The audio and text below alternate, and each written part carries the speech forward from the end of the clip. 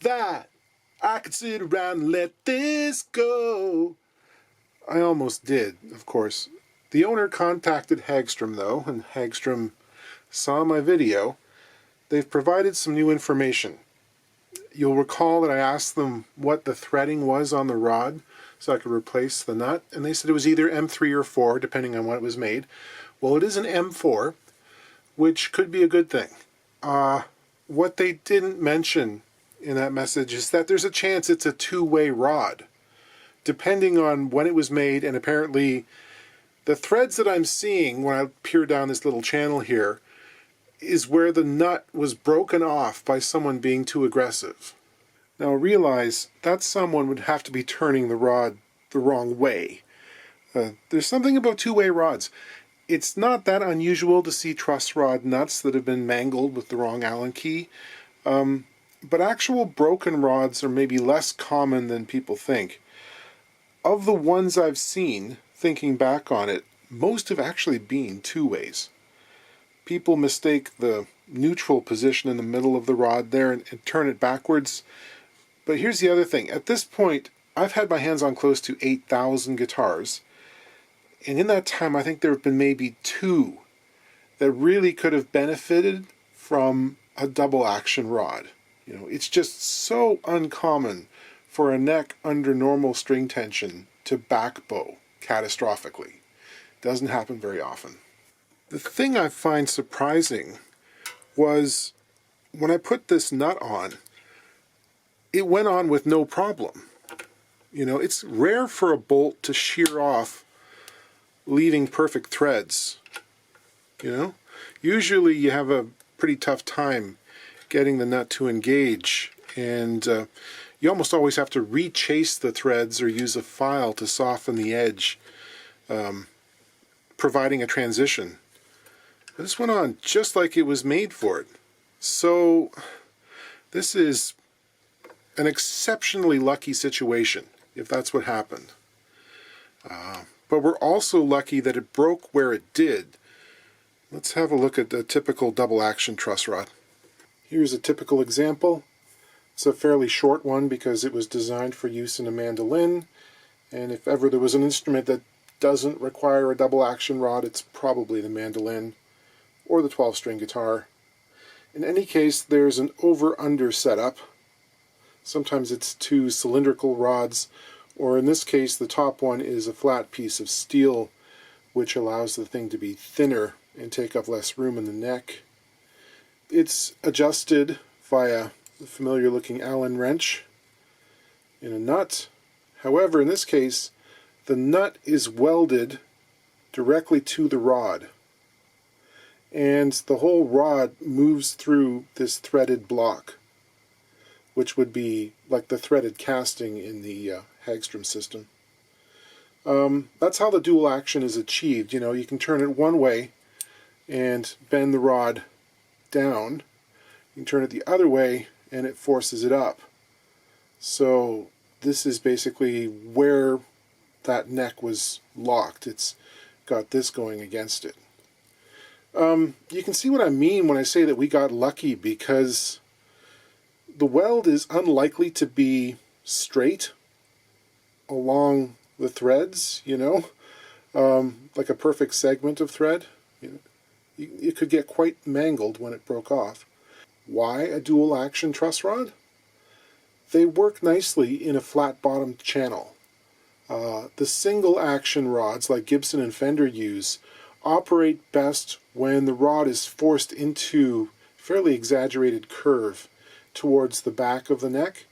There has to be a filler strip cut to match that curve, which needs to be glued in place and then planed down. Or in the case of a Fender, the skunk stripe has to be inserted along the back of the neck. You know, that adds a couple of operations, which equals money. These can go under the fretboard into a flat rectangular groove. No filler required.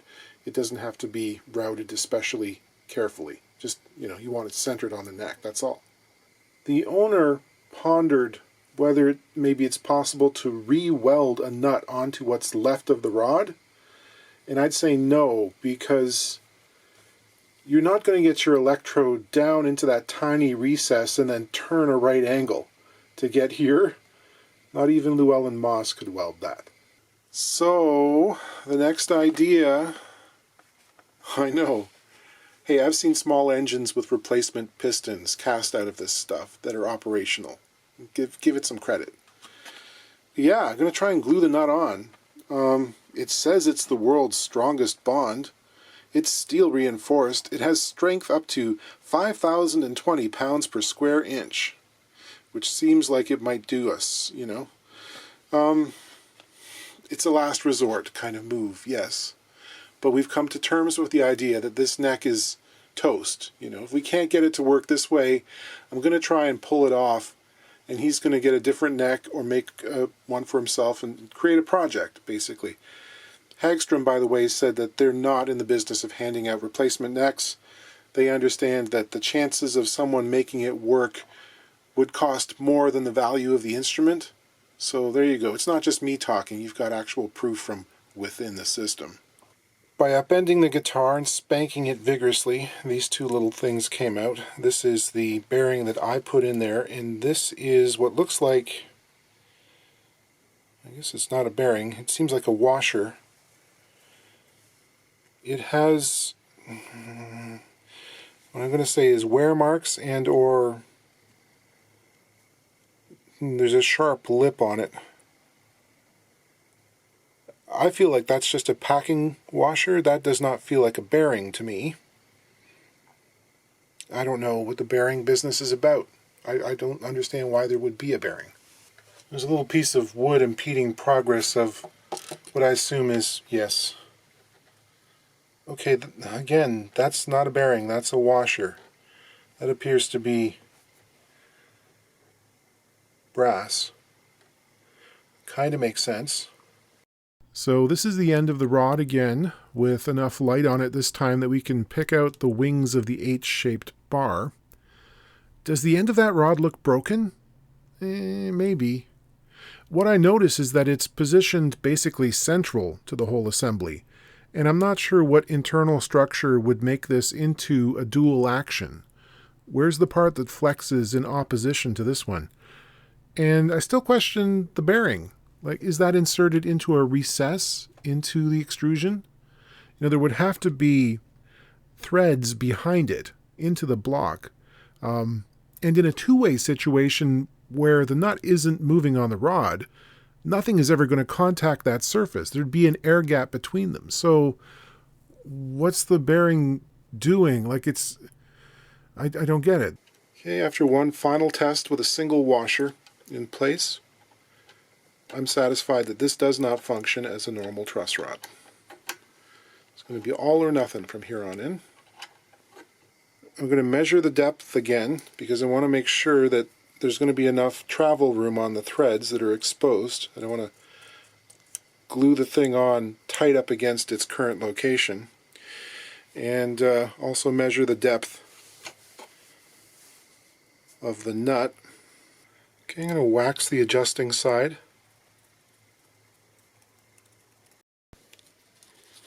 You really mix this stuff thoroughly.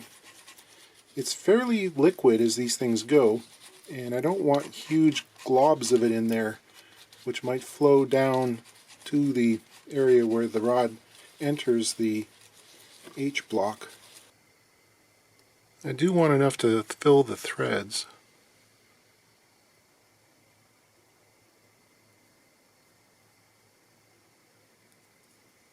This is a 1973, maybe early 74 Fender Stratocaster.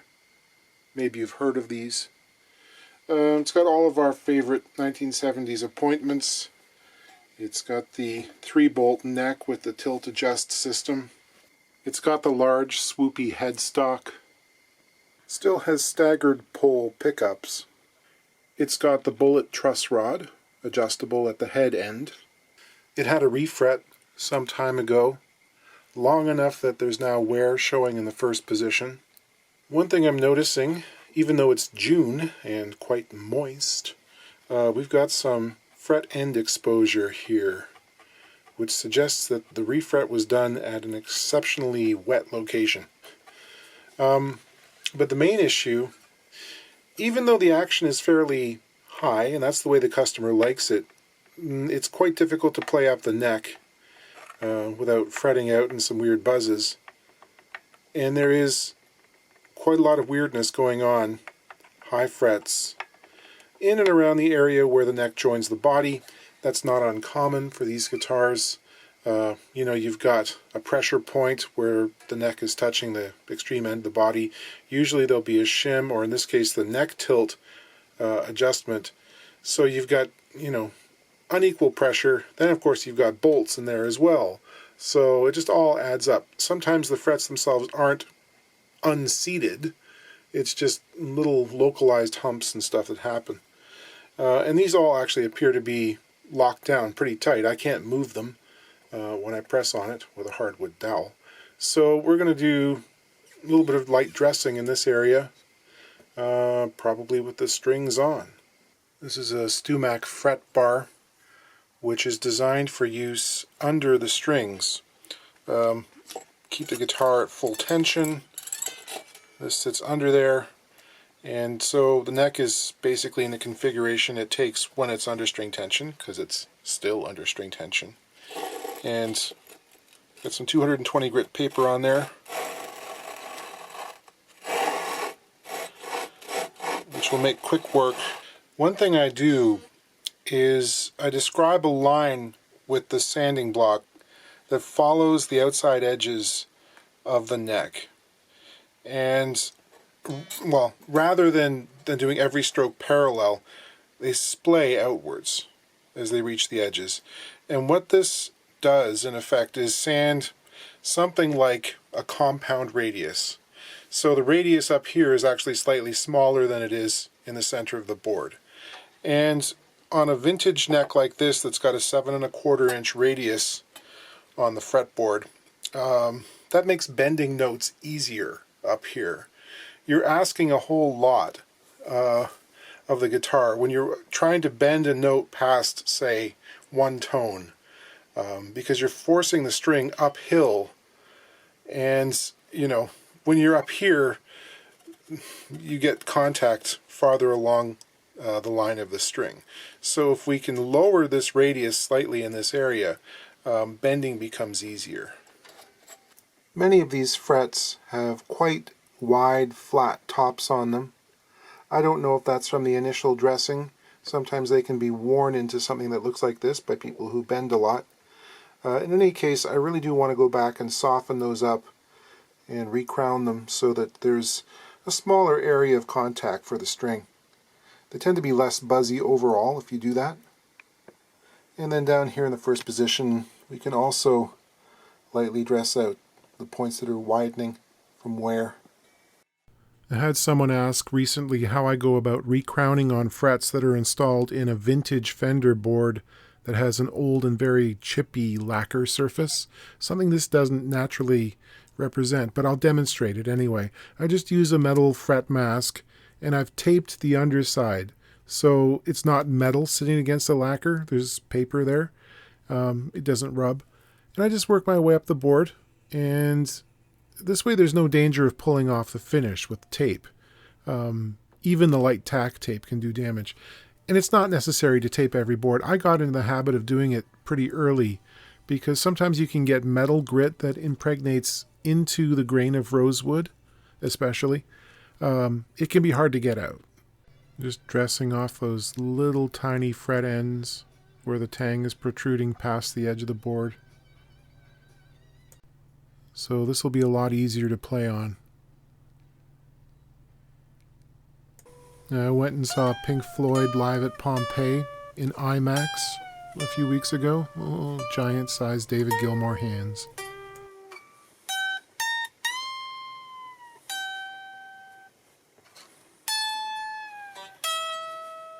Alright, moment of truth. This has been curing. It says 15 to 24 hours for a full cure. This has been 28 hours. And we'll see. This has evidently been turned counterclockwise as far as it'll go. So I'm going to be turning clockwise. At some point I should reach a neutral area and then I can start tightening it again. I know that the owner generously lubricated down in the hole with oil. So let's see what happens. Please stay on. Oh, feels so snug.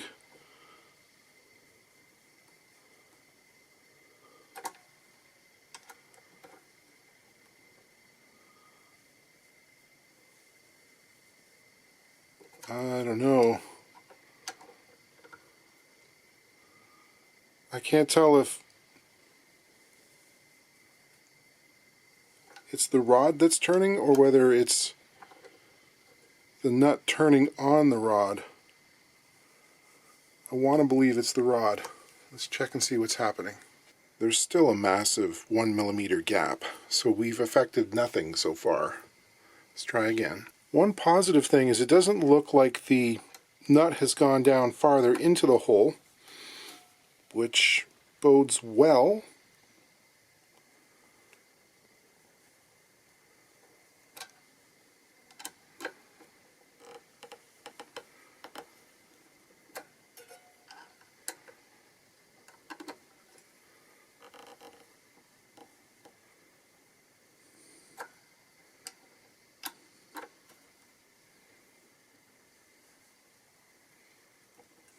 There's still a massive gap.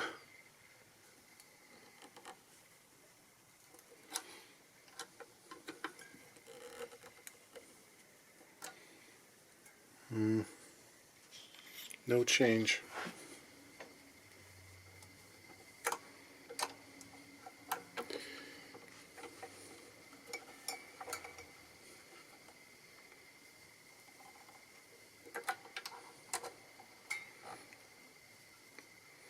Yeah, there's something wrong. Yeah, I can feel the rod turning.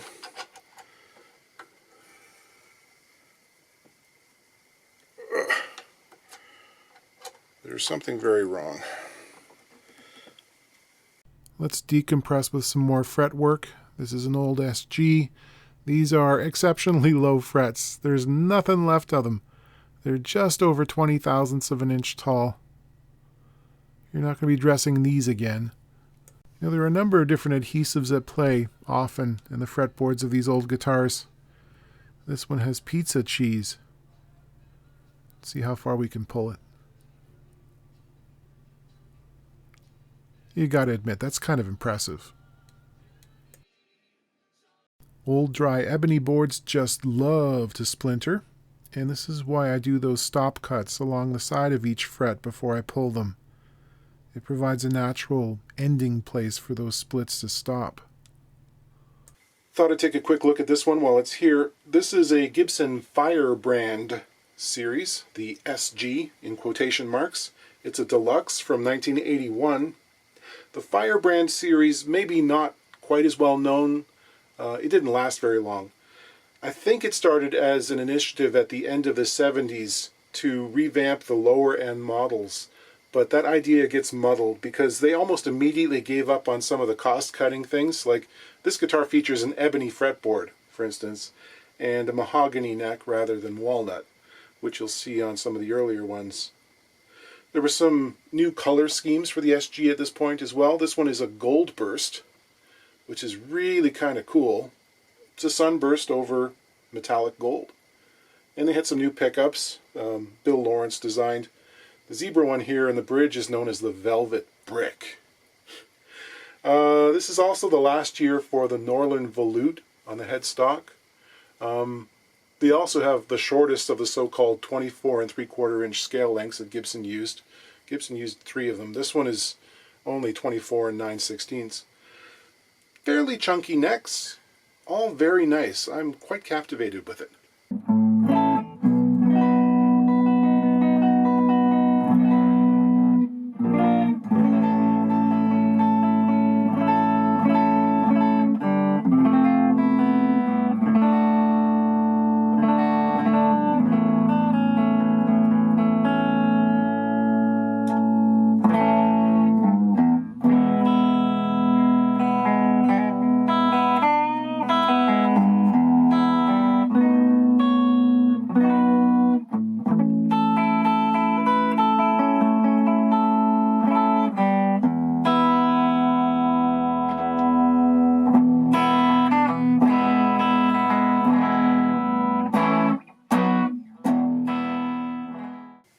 This mirrored pickguard is so cool. You can imagine making one like the full size of the front of the guitar. Cause extensive retinal damage to members of your audience. Something I've noticed that's characteristic of Indonesian manufacture, absolutely no extra length for the pickup leads. That's kind of annoying. I may have to unsolder this because I need access to this area. This has a couple of push-pull volume pots. I think they split coils. So I should probably take a good photograph or two just to make sure we remember where these things go. I'll get all the leads unsoldered or unsoldered, depending on your preference. There's a heavy buildup of paint over the intersection between the tenon and the body. I'm going to chip away through most of that so I have access to the glue line. I need to cut through or score the lacquer on all the intersecting areas between neck and body. This lacquer is pretty hard. You know, it behaves almost like nitrocellulose. I don't think it is. But yeah, pretty chippy stuff. I'm going to drill holes along the line of the heel and against the tenon in the body. This is a very large area that needs to get heated up. Heat probes. They're foam cutters from Hot Wire Foam Factory. The adhesive on this was very tough and very rubbery. I basically ended up getting enough heat on it to cut through with thin-bladed palette knives because it wasn't going to just loosen up enough to pull apart.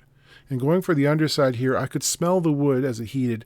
It smelled like basswood, which is exceptionally soft, and I could immediately sense that the grain was running in exactly the wrong direction for this task, and splintering was probably inevitable, but it was the only way to access it.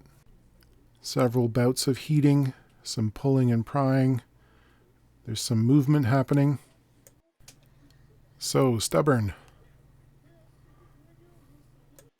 So this is kind of where the story ends. I'm just taking the neck off and the owner can do what he'll like with it. There we go. One removed neck.